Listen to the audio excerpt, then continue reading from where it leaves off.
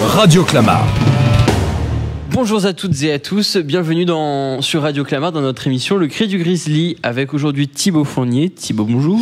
Bonjour à tous, je suis revenu, donc ça fait peut-être 2 semaines que je n'étais pas là, donc je me suis dit qu'il fallait bien revenir et donc voilà, je suis là aujourd'hui. Le retour parmi le commun des mortels.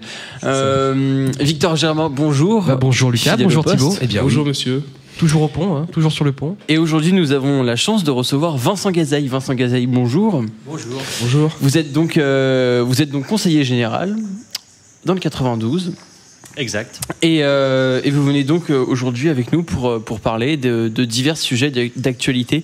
Alors donc, comme avec Philippe Kaltenbach et Jean-Didier Berger, on commence directement avec une partie centrée majoritairement sur Clamart. On reviendra sur ce qui a été dit au cours des 2 précédentes interviews. Alors tout d'abord, une grande question. Imaginons demain, voilà, Philippe Kaltenbach vous dit... Écoutez, monsieur Gazeille, moi je ne tiens plus, je n'aime plus ça, je rentre chez moi et je vous donne les clés de la mairie. Vous avez la chance de pouvoir monter totalement un nouveau projet municipal. Quels seraient les grands chantiers que vous, en tant qu'écologiste, vous auriez souhaité entreprendre sur Clamart ? Alors, déjà sur la supposition, c'est vrai que le maire ne donne pas les clés à son successeur. Effectivement, on doit quand même repasser par un minimum de démarches électives et démocratiques, ce qui semble quand même souhaitable. Mais en tout cas, sur le principe, ce qui ferait certainement la différence entre un programme plus écolo et le programme que nous avons aujourd'hui, qui n'est pas complètement exempt de démarches écologistes, mais en tout cas qui, effectivement, selon moi, ne l'est pas suffisamment. C'est effectivement tout ce qui peut être lié à une vision de la ville durable. Alors, quand on dit ça, il faut effectivement préciser. La question, c'est comment fait-on pour limiter les pollutions en ville, les nuisances en ville? Comment fait-on pour récupérer des espaces verts là où très souvent on a du béton, du bitume? Voilà, cette démarche, elle est effectivement essentielle. Comment fait-on pour faire en sorte que les enfants qui déjeunent à la cantine mangent davantage de produits sains, donc issus de l'agriculture biologique? Il y en a un peu, mais je pense qu'on peut aller plus loin. Voilà, c'est toute une démarche effectivement de qualité de vie en ville. Bien entendu, ça passe aussi par les déplacements. La place de la voiture en ville, par exemple, c'est un débat récurrent qui vient au conseil municipal, pas tous les mois, mais en tout cas quasiment à chaque séance. Voilà un petit peu la teneur des orientations qui me paraissent souhaitables. Et également aussi sur l'aspect empreinte écologique, c'est-à-dire en gros les pollutions que nous engendrons par nos travaux, tout ce qui peut être bâtiment, la construction ou la rénovation des bâtiments doit faire l'objet d'une démarche beaucoup plus écolo qu'elle ne l'est aujourd'hui, même si ça progresse doucement. Je ne veux pas non plus dresser un tableau trop noir. Je dirais que ça fait 10 ans que je suis élu et que monsieur Kaltenbach, je lui demande régulièrement de progresser, et que par rapport à il y a 10 ans, on peut dire que les choses ont quand même évolué. Il reste quand même pas mal de choses à faire pour faire en sorte que les bâtiments soient moins polluants, génèrent moins de gaz à effet de serre, produisent moins effectivement de déchets nucléaires quand on est sur de l'électrique, et ce qui crée aussi évidemment des économies en matière de budget, puisqu'effectivement tout ce qui est économie de chauffage, c'est ce que nous n'avons pas à payer, donc tout cet argent il peut être mis ailleurs dans des projets plus intéressants que de simplement payer des calories qui vont effectivement être ensuite partir dans la nature. Et alors, on a eu la semaine dernière donc Jean-Didier Berger qui nous disait qu'un de ses grands chantiers serait l'enfouissement des lignes à haute tension sur Clamart, l'enfouissement définitif, d'abord pour éviter les nuisances sonores dues au bruit, évidemment les risques, on va dire sanitaires ou de santé publique que peuvent engendrer ces lignes à haute tension. Est-ce que vous le rejoignez sur cette volonté d'enfouir les lignes et d'en faire un grand projet municipal ? Alors, ça fait partie des choses qu'il faut effectivement regarder de près. Et sur le principe, je pense qu'en tout cas, on ne peut pas ignorer le fait que le collège des Petits Ponts, par exemple, est traversé par effectivement une ligne de 425 kV, il me semble, avec des distances entre la toiture et la ligne qui sont vraiment très faibles. En tout cas, d'un point de vue champs et rayonnement électromagnétique et danger potentiel des rayonnements des ondes sur les élèves, on peut effectivement s'interroger, même si Marie-Catherine Poirier, qui est ma collègue verte et également en charge de l'environnement, a fait faire des mesures à l'intérieur des salles, alors pas dans la cour, mais effectivement à l'intérieur des salles, et on constate effectivement des rayonnements qui sont quand même très faibles. En termes de nuisance, vous avez parlé de bruit. Bon, je pense que c'est une ligne qui aujourd'hui passe dans le bois, donc je ne suis pas certain que ce soit... C'est très limité, c'est autour du conservatoire et voilà, du tennis. Donc la partie bruit, je dirais, ne me paraît vraiment pas être l'argument massu. Par contre, effectivement, les risques potentiels sur la santé, qui sont quand même mal connus, hein, puisque effectivement, on a tendance à dire non, il n'y a pas de problème, il n'y a pas de problème, du coup, on n'étudie pas, du coup, on ne trouve pas. Enfin, là, on est vraiment dans la problématique environnement-santé, parce qu'on ne cherche pas...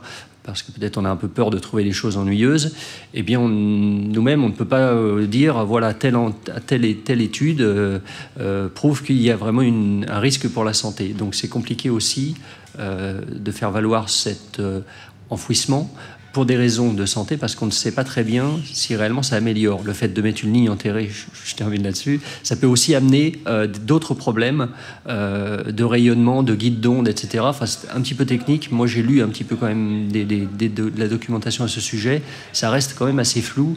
Et l'intérêt, y compris pour la santé, de faire passer de la très haute tension à quelques mètres, même enterrés, enfin en tout cas l'innocuité totale n'est pas garantie. Donc ce qui pose aussi un problème, parce que évidemment tout ça, ça coûte quand même très cher, et autant qu'il y ait le plus d'intérêt possible, y compris effectivement en termes de santé, au-delà de l'aspect visuel, effectivement, qui n'est quand même pas terrible.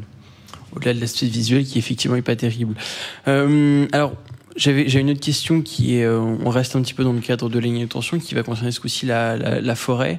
Je voulais savoir est-ce que vous savez comment est gérée la forêt de Clamart, qui décide de quels arbres on va abattre, et surtout, est-ce que vous pouvez nous donner une réaction sur la polémique qui a été lancée par le groupe de l'opposition l'année dernière, ou il y a 2 ans, je ne sais plus, sur l'abattement massif de ces arbres sous la ligne à haute tension, pour être précis. Oui, alors l'abattage de cette partie est effectivement un cas un peu particulier. La forêt est donc sous contrôle de l'État au travers de l'Office national des forêts. Donc ça, c'est tout à fait clair. Ensuite, l'ONF a pris la décision sur demande de RTE, qui est l'organisme qui s'occupe de cette ligne à haute tension. RTE a dit, depuis la tempête de 1999, les arbres qui s'écroulent sur les lignes à haute tension, etc., nous constatons qu'il y a des difficultés à laisser des arbres près des lignes, partout en France. Hein. Et donc, y compris jusqu'à Clamart, la politique est de dire on rase tout sous les lignes à haute tension, progressivement. En tout cas, il y a une logique qui était de dire on nettoie un petit peu, et qui est passée à on nettoie tout sous les lignes à haute tension pour ne pas risquer quoi que ce soit. Ce qui a amené effectivement RTE, donc le gestionnaire des réseaux de lignes à haute tension, a demandé à l'ONF, propriétaire, enfin gestionnaire pour l'État de la forêt, de nettoyer tout sous la ligne de tension. Alors initialement, il y avait des petits panneaux qui disaient attention, ça va être coupé, entretenu, comme ça a déjà été le cas. C'est vrai que nous ne sommes pas trop inquiétés, puisque ça avait été jusqu'à présent des tailles raisonnables, on va dire. Et là, effectivement, du jour au lendemain, ça a été nettoyage coupe à blanc. Et donc la polémique, je veux dire que oui, enfin, on a été tous les Clamartois élus de droite, de gauche, écolo et autres, se sont trouvés devant le fait accompli, et effectivement assez consternés de voir que dans un bois qui est plus quand même une forêt très proche de la ville, qui n'est pas la même chose qu'une forêt en plein centre de la Nièvre, où effectivement on n'a pas la même fréquentation. Là, le parc forestier, c'est vraiment presque un parc urbain, et donc on ne doit pas traiter, à mon avis, les arbres de la même façon. Et nous avons été vraiment assez scandalisés de voir la façon dont RTE avait donné ses ordres et dont l'ONF avait exécuté finalement, sans se rendre compte que ça allait créer vraiment un traumatisme assez compréhensible dans l'opinion publique. Voilà, donc la polémique, à mon avis, elle était quand même assez justifiée. Par contre, pour répondre à comme vous disiez que c'est l'UMP qui avait effectivement pris un peu le leadership sur cette contestation. Moi, j'avais vraiment été aussi scandalisé que l'UMP puisse accuser les élus de Clamart d'être responsables de ça, sachant qu'il faut vraiment être parfaitement clair. Les élus de Clamart ne décident rien sur cette forêt, qui est une forêt d'État gérée par l'Office national des forêts. Donc se faire ensuite accuser d'avoir rasé tous les arbres, y compris par M. Berger ou M. Pemzec, en disant on n'aime pas les arbres, vous les rasez, ça s'apparente vraiment à quelque chose qui me semble assez loin d'une forme d'éthique souhaitable en politique. Voilà. Donc j'avais une question, la même que celle que j'ai posée à Jean-Didier Berger, qui a mis beaucoup de temps à répondre. Ah bon, je vais essayer de faire quoi? Voilà, enfin, il a pas du tout répondu, il a toujours évité. Mais en fait, sur l'avenue Victor Hugo, je ne sais pas si vous êtes au courant, il y a une section qui est en face pratiquement du Marionneau, donc juste à côté des endroits juste à côté du parc Maison-Blanche, très fréquenté parce qu'il y a aussi le collège Maison-Blanche, donc il y a beaucoup d'enfants, beaucoup de familles qui passent. Et très souvent, il y a des voitures, alors que c'est une zone limitée à 30, qui vont jusqu'à beaucoup plus de 50, jusqu'à parfois même 80 km/h, et même des bus. Est-ce que ce ne serait pas souhaitable de mettre dans cette zone-là, pour empêcher vraiment ces excès de vitesse, un radar pour sensibiliser les gens et pour permettre aussi véritablement de freiner? Parce qu'ensuite, comme la rue tourne, les gens freinent automatiquement. Mais là, véritablement, il y a vraiment un problème. Et pour l'instant, heureusement, il n'y a jamais eu d'accident. Mais on ne sait pas ce qui va se passer si un jour il va y avoir un accident ou non. Alors, réponse en deux temps. La première, c'est un petit peu l'historique. Cette voie, elle est tout récemment une voie municipale. Jusqu'à présent, c'était une voie du Conseil général, une départementale, qui était censée effectivement évacuer un grand nombre de véhicules à l'heure. Et donc l'idée de dire il faut mettre des ralentisseurs, il faut essayer de calmer la circulation pour que les véhicules roulent moins vite et donc que les piétons, en tout cas les riverains, soient moins mis en danger.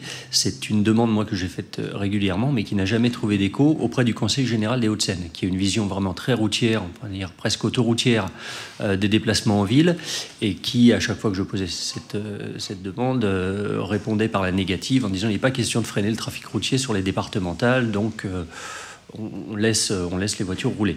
Alors depuis un peu plus d'un an maintenant, il y a des conventions donc, de municipalisation de certaines voies, dont celle-ci, la voie Victor Hugo, qui ont été signées par le Conseil général, qui les redonne à la ville, qui les accepte, donc une double délibération. À partir de ce moment-là, on a la capacité, cette fois-ci, de faire des aménagements adaptés, et donc effectivement, dont des aménagements de sécurité. C'est dans une première partie, ce qui va être fait sur l'autre côté, donc la voie Jean Jaurès, qui est la voie montante de la gare vers le centre-ville, avec des travaux qui démarrent très prochainement, pour effectivement réduire la place de la voiture avec la mise en place d'une voie bus réservée, plus un accès possible pour les cyclistes. Ça a l'avantage effectivement d'éviter d'avoir une voirie très large qui facilite largement la vitesse des véhicules et donc le danger d'accident. À terme, donc l'an prochain, si j'ai bien lu le budget prévisionnel, nous allons opérer exactement le même type d'aménagement, peut-être avec moins de couloirs de bus, puisque l'engorgement n'est pas exactement le même. Mais en tout cas, il y a des travaux prévus pour justement réduire les vitesses des véhicules et donc améliorer la circulation. D'accord, merci. Que ça, là, ça a répondu à la question. Donc, bon, voilà. Tant mieux. Donc, une dernière question sur Clamart, à moins que tu en aies une, Thibaut. Non, pour l'instant, non, c'est bon. Donc en fait, donc dans pas très longtemps, même ce week-end, juste à côté d'ici, il va y avoir le dévoilement d'un buste de François Mitterrand. Est-ce que pour vous, ça vous paraît trop politiser la vie publique, comme l'a dit Monsieur Berger, ou non, d'ériger un buste sur la place François Mitterrand, un buste de François Mitterrand? Oui, alors notre groupe, donc Europe Écologie Les Verts, n'était pas d'accord avec cette statue et ce buste. Bon, d'une part, effectivement, c'est vrai que ça politise assez largement, effectivement, un buste à François Mitterrand sur la place François Mitterrand. Bon, en même temps, on va dire c'est cohérent. Et en même temps, je crois qu'il peut y avoir aussi une forme peut-être d'accentuation un peu trop importante concernant effectivement notre ex-président de la République, dont les vertus et les avancées en matière sociale sont indéniables, mais qui a aussi des parts d'ombre. Donc moi, je suis toujours assez sceptique à dresser des bustes de personnages encore relativement contemporains. Par ailleurs, il faut quand même savoir que le buste en question a coûté 30 000 €. Et donc, nous écologistes très soucieux du bon usage des fonds publics, nous nous sommes un peu inquiétés. En tout cas, nous n'avons pas été favorables à cette dépense parce qu'en cette période très compliquée financièrement, y compris pour les communes, dépenser 30 000 € pour un buste, c'est vraiment trop, me semble-t-il. Voilà. Juste une dernière question, ça vient de m'arriver à l'esprit. Il n'y a pas très longtemps, la place de la mairie a été totalement refaite. Oui. Est-ce que pour vous, c'est une bonne chose? Parce qu'avant, on se souvient, il y avait des fontaines, il y avait des grands arbres où les gens se retrouvaient en dessous. Est-ce que là, de faire une grande place toute blanche, où il y a beaucoup moins d'espace vert, comment a réagi le groupe Europe Écologie des Verts Eh bien, nous avons initialement validé le principe de la rénovation de cette place parce que, comme vous en souvenez sûrement, il y avait une place avec un trafic routier assez important sur la partie proche de la mairie. Il y avait effectivement une placette avec un contournement routier, des stationnements anarchiques, etc. Donc, l'idée de requalifier la place pour rendre davantage d'espace aux piétons sur les emprises routières nous semblait être une très bonne idée. Donc, sur le principe, nous avons validé cette requalification. En revanche, sur la réalisation, 2 points nous ont posé problème. La fontaine demeure, donc là, il n'y a pas de difficulté. Non, mais oui, il y a la grosse fontaine, mais les petits bassins qui avaient juste en face. Les petits bassins, effectivement, sont partis. On peut considérer qu'il y a effectivement une trop grande uniformité. Nous avions contesté 2 points importants. Le premier, c'était effectivement l'abattage d'arbres qui nous semblait être utile de maintenir, notamment en été, où effectivement c'était assez sympathique de s'abriter à l'ombre de grands arbres. Donc suite à notre intervention, mais a posteriori de leur abattage, 2 ou 3 nouveaux grands arbres ont été plantés. Ils mettront évidemment un certain temps avant de se déployer complètement. C'est malheureusement dommage de les avoir abattus, mais en tout cas il y a eu une replantation. Et puis, un point qui nous avait aussi choqué, c'était le choix du revêtement du sol, puisqu'il y a eu du granit chinois qui a été choisi pour parer cette place de la mairie, avec, disons qu'une justification de coloris, soi-disant, par rapport à du granit de Bretagne ou du Portugal. Mais pour ce qui nous concerne, je crois que les conditions aujourd'hui d'extraction du granit en Chine, avec les conditions de travail, de respect, disons, d'une qualité minimum de travail, n'étaient, à mon avis, absolument pas requises. Je ne vous parle pas du bilan carbone global pour faire venir des pavés de granit chinois du bout de la Chine jusqu'à la place de Clamart. C'est effectivement une pollution sans doute bien plus importante que de le faire venir de zones plus proches. Mais surtout, effectivement, je pense qu'on doit quand même rentrer dans une logique éco-responsable et d'achat public un peu plus éthique en se souciant de la façon dont sont produits les choses que l'on achète, en l'occurrence les pavés. Ça n'a pas du tout été le cas. Donc là, effectivement, il y avait au moins 2 points sur lesquels nous n'étions pas d'accord, même si, encore une fois, sur le principe, la réfection de la place nous semblait souhaitable. Ok, très bien, merci. Donc là, on va faire une petite pause musicale désolé Grégoire, avant de parler de plutôt déjà une interview pour mieux vous connaître, ensuite des questions plutôt sur la vie politique nationale dans cette période très chargée. Très bien. Radio Clamart. Nous revoilà sur le Cri du Grizzly, toujours avec monsieur Vincent Gazeille. Donc nous allons tout de suite passer à l'interview tac au tac de Thibaut. Voilà, donc c'est pour apprendre à mieux vous connaître. Donc c'est des petites questions, faut répondre rapidement ou pas, c'est plus sur vous. Donc alors, votre musique préférée? Alors j'écoute encore Deep Purple. Voilà, d'accord, très bien. Votre livre préféré? Je lis beaucoup de livres politiques ou en tout cas économiques. J'essaie de me tenir un petit peu au courant pour prendre du recul. D'accord. Le film préféré? Votre film préféré? Film préféré, j'avais bien aimé Brasil. Ah oui, je vois, il est bien.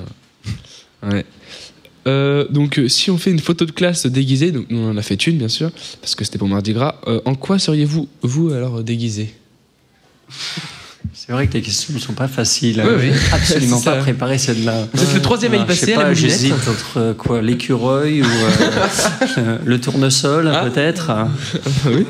Allez, partons sur un tournesol. Ça peut être intéressant, ça. C'est la première fois que c'est une plante. Avant, oui. Ouais. On n'a jamais eu de tournesol pour l'instant. Parce que je suis végétarien, c'est pour ça. Tournesol, c'est très bien. Que peut-on vous souhaiter pour l'avenir alors? Écoutez, Moi, je souhaite au mouvement écologiste de faire de bons scores aux prochaines élections. Pour moi, personnellement, ou surtout pour le mouvement en général. Aux prochaines élections, vous pensez nationales ou législatives, par exemple? Là, les prochaines qui viennent rapidement, effectivement, oui, bien sûr, c'est les législatives. Oui, bien sûr. Okay, j'aurai la chance d'être suppléant, d'ailleurs, de Francine Bavet, qui sera la candidate pour l'écologie des Verts. Donc, je participerai activement. D'ailleurs, sur la circonscription de Clamart, est-ce que ça fait partie des accords qu'il y a eu entre Europe Écologie Les Verts et le PS ou pas? Il y aura un candidat PS en face de vous? Oui, absolument. Il n'y a pas d'accord sur cette circonscription. En fait, il y a eu quelques circonscriptions réservées sur l'ensemble de la France. Pour les autres, chacun aura son candidat. Ok, très bien. Bah justement, toujours dans cette interview, là, je viens de m'en souvenir, c'est une question qu'on a déjà posée aux deux autres invités, mais vous y avez partiellement répondu. Donc, si vous étiez un animal, quel animal seriez-vous? Donc, vous avez partiellement répondu en disant un écureuil, mais... Non, je ne sais pas pourquoi j'ai dit un écureuil, d'ailleurs, vraiment. Non, j'aurais pu dire un escargot ou quelque chose qui peut-être symbolise la lenteur. Je trouve que c'est assez... une tortue, pourquoi pas. Mais en tout cas, quelque chose qui revient un peu sur cette idée de cette dictature de la vitesse. D'accord. Ah, là, c'est vous qui avez répondu le plus rapidement là-dessus. Là, je crois que c'est... L'éloge de la vitesse. Et avec une grande précision, parce qu'on a eu un petit animal doux et poilu et un chat. Voilà. Donc vous, ce sera l'escargot ou la tortue. Ou le tournesol. Et le tournesol. Donc maintenant, on va passer aux questions qui sont un peu plus de politique nationale. Donc c'est une question qu'on a beaucoup posée, mais on va quand même vous la poser encore, à tous les représentants d'Europe Écologie Les Verts pendant cette campagne. Mais est-ce qu'Eva Joly, c'était finalement le bon choix? Alors, est-ce que Nicolas Hulot aurait été le bon choix? Je ne sais pas. Moi non plus, je ne savais pas. Et effectivement, puisque ce sont les deux candidats qui ont été présentés aux militants d'Europe Écologie Les Verts, moi j'ai effectivement considéré que Eva Joly était la meilleure candidate parce que elle incarne à la fois la lutte contre la finance, contre des accords, contre une façon de faire de la politique qui ne me semble vraiment pas souhaitable. Elle a bataillé dans l'affaire Elf contre des gens comme Pasqua ou d'autres. Donc je crois qu'elle avait vraiment les reins solides vraiment elle incarnait l'éthique en politique. Moi, c'est quelque chose qui me paraît vraiment essentiel. Et je crois que les gens reviendront progressivement à la politique, en tout cas croiront à la politique s'ils n'entendent pas tous les jours qu'il y a des affaires judiciaires, des magouilles entre des uns des autres, des millions qui circulent en lien avec des entreprises industrielles et autres. Je crois qu'il faut vraiment, un peu comme pour la justice ou pour d'autres secteurs essentiels, il faut que les élus soient intègres et effectivement représentent une forme d'honnêteté intellectuelle peut-être un peu supérieure à la moyenne. D'accord. Voilà. Et qu'est-ce qui, selon vous, a fait que la campagne d'Europe Écologie Les Verts a été aussi peu médiatisée? Enfin, on en a beaucoup moins entendu parler, alors qu'avant, quand même, votre parti avait vraiment eu de forts succès électoraux, comme par exemple aux européennes.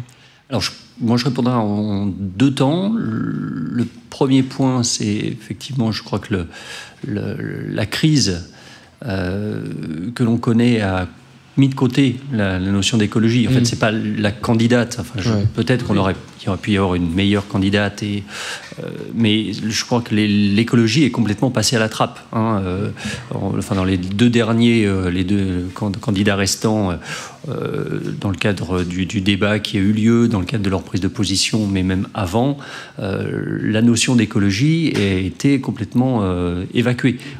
Comme si l'écologie n'était qu'un élément complémentaire, un peu de verdure dans un coin, un petit peu d'alimentation bio, mais comme si c'était vraiment un sujet déconnecté de la réalité, de l'emploi, de la vie quotidienne des gens. Or, nous, ce qu'on s'acharne à dire, c'est qu'au contraire, les problèmes d'écologie, de ressources pétrolières, de minerais, de gaz, d'électricité, de difficultés aujourd'hui à trouver des ressources premières, entraînent une crise absolument majeure. Et donc, l'écologie, comme on le dit aujourd'hui, ce n'est pas le problème. L'écologie, penser une autre société beaucoup plus écologique, c'est la solution à cette crise.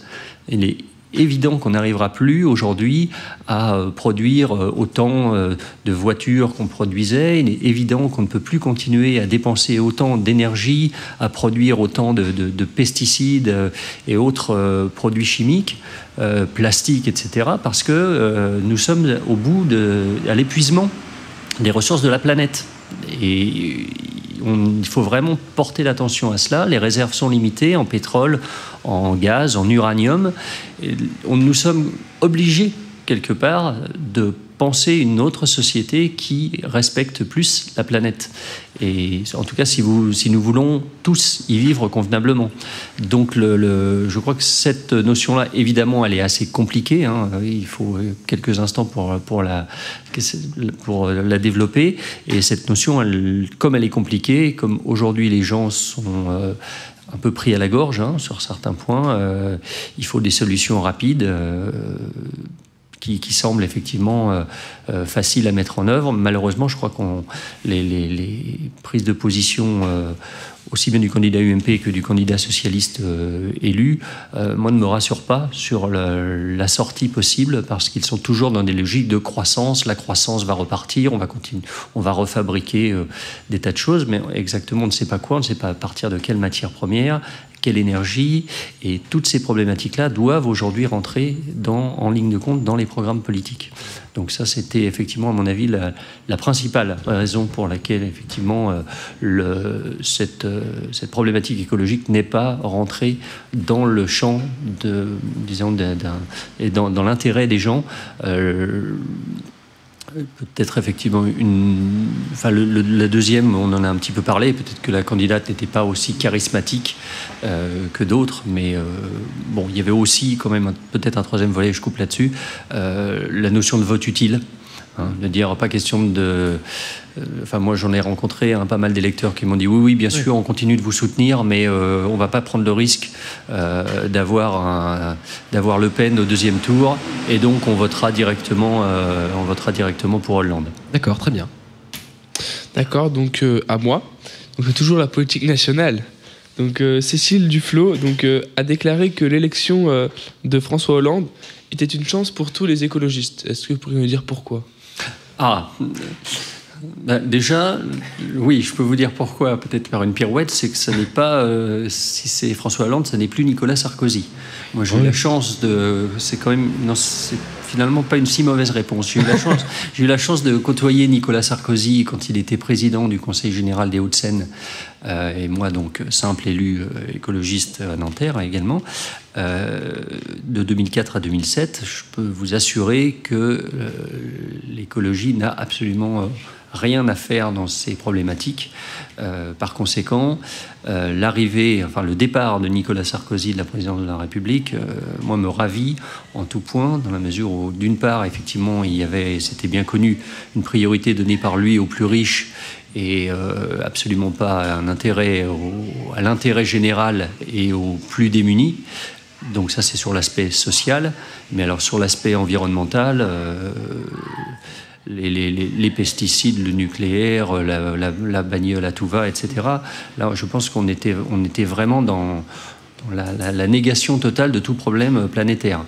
Je pense, même si je ne connais pas, donc je ne peux pas me réjouir aujourd'hui, je dirais que je ne peux être que surpris agréablement si les choses évoluent. Mais je pense quand même que François Hollande et les gens qui l'entourent auront quand même la capacité de prendre en compte ces problématiques mieux que l'UMP. Ceci étant, malgré tout, donc je resterai quand même assez en attente de voir les résultats, parce que je connais beaucoup de socialistes et l'écologie est très variable d'une personne à l'autre. Je pense que ça ne fait absolument pas partie de leur programme de base. Certains ont intégré un certain nombre de choses, d'autres pas du tout. Donc je ne sais pas ce qui sortira concrètement du programme socialiste. Vous avez dit que le programme socialiste, tant du PS que de l'UMP... D'où l'utilité, effectivement... Pas grave, excusez-moi de vous attendre. D'où l'utilité pour nous, effectivement, d'avoir quand même un grand nombre de députés pour pouvoir peser concrètement à l'Assemblée. Voilà, je vais juste conclure là-dessus, mais c'est effectivement important que on ne laisse pas le Parti socialiste emmagasiner l'ensemble de la puissance et des voix et des députés à l'Assemblée nationale, parce que sinon, enfin, la défense de l'écologie et de l'environnement, certainement, sera moins grande. Pardonnez-moi. Il n'y a pas de souci. Donc, vous avez dit que tant le programme du PS que de l'UMP ne prenait pas assez en compte l'écologie. Mais est-ce que le programme du Front de gauche qui prônait une planification écologique était pour vous aussi une bonne solution ou pas? Une alternative? Alors, là encore, réponse en deux temps. Moi, la planification écologique, je ne sais pas trop exactement ce que ça recouvre. Quand j'ai essayé de creuser un petit peu ce qu'il y avait derrière cela, on s'aperçoit qu'il y a tout et n'importe quoi. Donc, Mélenchon a dit, moi, à titre personnel, je suis en effet pour qu'on sorte du nucléaire. Quand on regarde le programme du Parti communiste, qui est le principal, je veux dire actionnaire, pardon, la principale force la principale force du Front de gauche, eux sont pour le maintien du nucléaire. Donc sur ce sujet, je ne sais pas. C'est la même chose sur un certain nombre de sujets agricoles notamment. Hein. Je rappelle quand même que l'agriculture, c'est ce qui nous fait manger tous les jours, qui est complètement ignoré de beaucoup de candidats. Or, c'est quand même un sujet absolument essentiel. Est-ce qu'on veut une agriculture de qualité qui nourrisse convenablement les gens, y compris en Île-de-France, ou est-ce qu'on veut effectivement continuer dans cette agriculture folle qui nécessite des dizaines de pulvérisations et des tas de produits chimiques? Je ne sais pas ce que veut faire le Front de gauche à ce sujet. Donc là aussi, je trouve que ils ont mis l'écologie dans leur programme, ils l'ont annoncé, ils ont parlé de planification écologique. Malheureusement, moi, j'aurais bien aimé avoir des orientations beaucoup plus claires, beaucoup plus concrètes. Et aujourd'hui, ça reste un mot. D'accord, très bien. Alors justement, vous avez dit, est-ce que vous pensez que dans les 5 ans qui viennent, vous avez partiellement répondu à cela, mais Europe Écologie Les Verts pourra faire véritablement pression pour fermer plus de centrales nucléaires que ce qu'annonce François Hollande, donc juste la centrale de Fessenheim? Je l'espère, mais là encore, ça dépend de notre score. C'est-à-dire que je crois qu'en tout cas, un élément qui est nouveau, au-delà de Fukushima et des dangers évidents de cette énergie, c'est que je crois que les socialistes ont compris que le nucléaire, ça allait coûter très cher, même si on le garde. En effet, un rapport récent a bien indiqué qu'il fallait engager des milliards sur plusieurs années pour rénover convenablement les centrales nucléaires et éviter tout accident. En tout cas, réduire au minimum le risque d'accident, puisque le risque zéro n'existe pas. La question alors se pose de savoir s'il faut engager des milliards pour rénover et reconstruire éventuellement des centrales nucléaires, sachant que les gisements d'uranium sont eux aussi limités dans le temps. Donc c'est engager des milliards sur une durée qui est de l'ordre de 50 ans, 60 ans peut-être.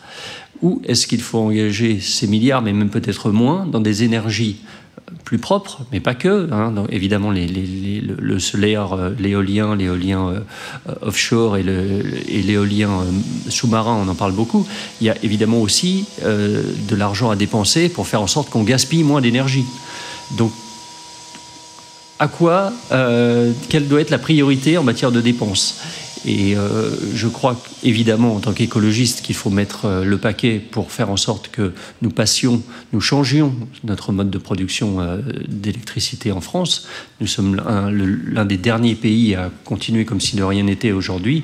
Je crois que non seulement il faut fermer Fessenheim, mais progressivement, à mesure que les centrales arrivent en fin de vie, donc il faut effectivement ne pas les renouveler et engager une transition énergétique, ce qui nous permettra d'ailleurs de créer de nombreux emplois, puisque l'exemple très intéressant est celui de l'Allemagne. L'Allemagne qui a décidé, pour des raisons politiques, de sortir du nucléaire, s'est lancé, bien avant nous, bien entendu, dans une logique de production d'énergie propre, donc notamment l'éolien. Et l'on constate, après quelques années, que la production en emploi, donc la création d'emplois, est 6 fois plus importante dans le secteur des énergies propres que dans le nucléaire. en période de fort chômage, je trouve que c'est un argument qui est assez intéressant. C'est-à-dire qu'on fait de l'énergie qui n'est plus dangereuse, et en plus, on crée des emplois en grand nombre. Je trouve que c'est un argument qui me semble socialement et écologiquement tout à fait recevable. Donc j'espère qu'au-delà d'un certain dogme du nucléaire que l'on trouve aussi chez certains socialistes, il y aura une logique pragmatique qui consistera à dire, quitte à dépenser des milliards, autant les dépenser dans une énergie que nous utiliserons encore dans 100 ans ou dans 200 ans, ce qui ne sera pas le cas de l'énergie nucléaire. Tout à fait. Donc le Bureau national d'Europe Écologie Les Verts a voté l'entrée dans le gouvernement socialiste. Donc quel portefeuille pensez-vous obtenir? Alors je n'en sais rien du tout. Simplement, moi aussi, je me suis positionné pour l'entrée d'Europe Écologie Les Verts au gouvernement, un petit peu de la même façon que j'ai souhaité participer au sein de la mairie de Clamart à un certain nombre de missions au travers de postes d'adjoints, puisque nous sommes présents dans cette municipalité, dans l'exécutif, parce qu'il nous semble plus efficace pour porter nos projets d'être à l'intérieur qu'à l'extérieur. Donc c'est une posture dont on a pu effectivement, pour laquelle on a pu être critiqué, parce que parfois on avale des couleuvres, comme on dit, c'est-à-dire qu'effectivement tout ce qui est décidé ne nous plaît pas forcément. À partir du moment où on le dit, et on dit qu'on n'est pas d'accord et que malgré tout on essaie de faire avancer les projets dans le bon sens, je pense que c'est quelque chose qui est aussi de notre responsabilité. Donc quel ministère, pour pas fuir la question, moi je crois que la notion l'énergie dont je viens de parler est un secteur absolument essentiel. L'environnement au sens large, mais l'agriculture, l'énergie sont des sujets absolument majeurs pour nous et pour lesquels incontestablement nous avons une capacité à travailler assez rapidement, assez vite, assez bien sur ces sujets parce que nous les travaillons depuis très longtemps. Nous sommes en lien avec des associations qui travaillent dans ces domaines, etc. C'est un sujet que nous ne découvrons pas. Donc, dans une logique d'efficacité, moi j'aurais tendance à aller vers ces sujets sur lesquels nos compétences sont reconnues. Maintenant, effectivement, nous avons eu en tant que parti politique, nous nous sommes confrontés à tous les projets, donc nous pouvons aussi répondre sur des sujets qu'on ne nous attend pas forcément. Voilà. On va quitter la politique nationale pour passer à 3 questions de débat de société. Donc, et ensuite, ce sera la fin de cette interview. Est-ce que vous êtes pour le mariage gay ? Oui, absolument, oui. Alors, est-ce que vous êtes pour une intervention militaire en Syrie pour chasser Bachar al-Assad ? Alors ça, c'est beaucoup plus compliqué. La question se pose effectivement de l'opportunité et notamment de la demande réelle des forces rebelles, en tout cas des forces opposées au régime actuel, à réellement se faire aider par une intervention extérieure. Alors, outre, comme vous le savez, que la Chine et la Russie ne sont absolument pas favorables à ce genre d'intervention, ce qui limite déjà de base cette intervention potentielle, il faut aussi faire très attention dans le cadre de ces interventions à ce que les opposants au régime en place soient véritablement demandeurs. Parce que l'effet d'une intervention extérieure non acceptée par une majorité de la population en souffrance crée l'inverse de ce qu'on avait souhaité, c'est-à-dire effectivement une sorte de repli un peu national et finalement une contestation de cette intervention. Quand bien même, effectivement, le pays est à feu et à sang. Donc, je crois qu'il est difficile d'en dire un plus. En tout cas, moi, c'est la façon dont je ressens la problématique. Très bien. Donc, une dernière question. Est-ce que vous êtes pour la légalisation du cannabis ? Alors, je suis pour la dépénalisation du cannabis. Alors, certains vont dire, mais c'est exactement pareil. Bon, il y a quand même une petite nuance. C'est-à-dire que moi, je ne fume pas de cannabis et je n'appelle pas les gens à fumer du cannabis. Mais par contre, je considère qu'il est absolument aberrant d'envoyer les gens en prison, ce qui est théoriquement la loi, ce qui ne se fait pas. Mais si on trouve du cannabis, une barrette de cannabis dans leur poche, pour leur simple consommation personnelle, c'est totalement interdit. D'ailleurs, nous sommes en train de parler de cannabis et c'est totalement interdit aussi, théoriquement, je le rappelle. Donc vous n'irez sans doute pas en prison ce soir, mais enfin on voit quand même que sur ce sujet, il y a une sorte de pénalisation extrême qui, en tout cas, n'est pas suivie d'effet concrètement. Donc on peut aussi se poser la question de savoir si il ne peut pas y avoir une attitude un peu plus intelligente qui consiste à travailler sur la prévention des drogues de tout type, dites douces ou plus fortes, mais en tout cas d'éviter de pénaliser des consommateurs. Il y a aussi évidemment tout le problème derrière du trafic, de la production du cannabis et de tous ces produits qui pourraient effectivement être mieux encadrés, notamment dans un contrôle, voire dans une culture, une agriculture, j'entends, d'État, qui ferait que le trafic, la contrebande, le coupage des produits, etc., et leur qualité absolument parfois catastrophique, qui entraîne des dangers pour les consommateurs, eh bien, tout ça pourrait être mieux encadré si effectivement il y avait un contrôle par l'État, et encore une fois dans une logique de prévention et de réduction de la consommation. Mais voilà, ça me semble être un pack complet dans lequel il y a effectivement la légalisation, ou en tout cas la dépénalisation du cannabis. C'est ce pack complet qui me semble être utile de soutenir. Bah, très bien, merci. Donc là, on a fait le tour de nos questions. À moins que tu en aies encore une, Thibaut. Non. Eh bien, merci beaucoup d'être venu, Vincent Gazeille. Mais de rien. Là, vous êtes le 3e invité politique de notre émission. On va terminer par être le repère de tous les politiques de Clamart, si ça continue comme ça. Et donc, le prochain rendez-vous politique, c'est le 30 mai, où nous avons Gérard Robineau, donc un responsable du Parti communiste français et membre de l'exécutif de la mairie du Front de gauche. Donc voilà, merci beaucoup d'être venu. Merci. À bientôt. Au revoir. À la semaine prochaine. Radio Clamart.